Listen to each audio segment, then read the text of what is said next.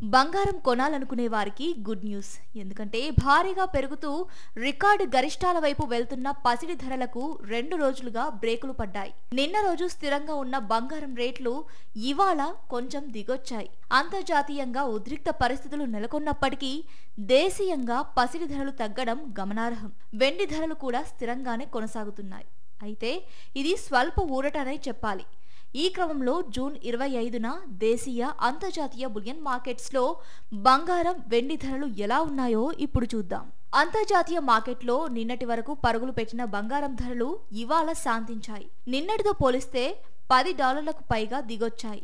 ప్రస్తుతం spot gold rate ounce ధర $3,350 వద్ద ట్రేడ్ అవుతుంది. ఇక స్పాట్ సిల్వర్ రేటు ఔన్స్ కు $36.08 వద్ద కొనసాగుతుంది. మరోవైపు భారత కరెన్సీ రూపాయి మారకం విలువ కొంచెం పుంజుకుంది. డాలర్తో పోలిస్తే ఇవాళ 86.415 వద్ద ట్రేడ్ అవుతుంది. హైదరాబాద్ బులియన్ మార్కెట్స్ లో 24 క్యారెట్ల బంగారం 10 గ్రాములపై 60 తగ్గింది. దీంతో తులం ధర 1,690 వద్దకు దిగొచ్చింది. ఇక 22 క్యారెట్ల ఆభరణాల తయారీ గోల్డ్ రేటు ఇవాళ తులంపై 50 తగ్గింది. దీంతో నగల తయారీకి గోల్డ్ 10 గ్రాములకు 92,300 వద్ద కొనసాగుతోంది.